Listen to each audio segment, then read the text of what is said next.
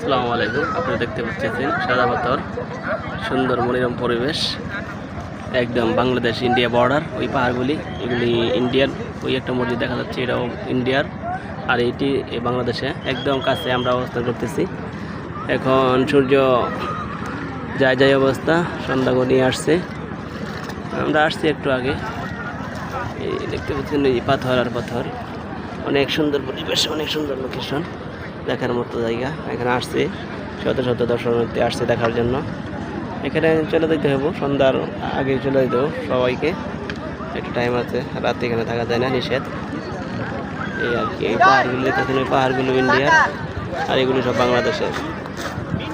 আমার সাথে আর আসছে, আমার মামা আসছে, আর অনেক আসছে তার বন্ধু বান্ধব।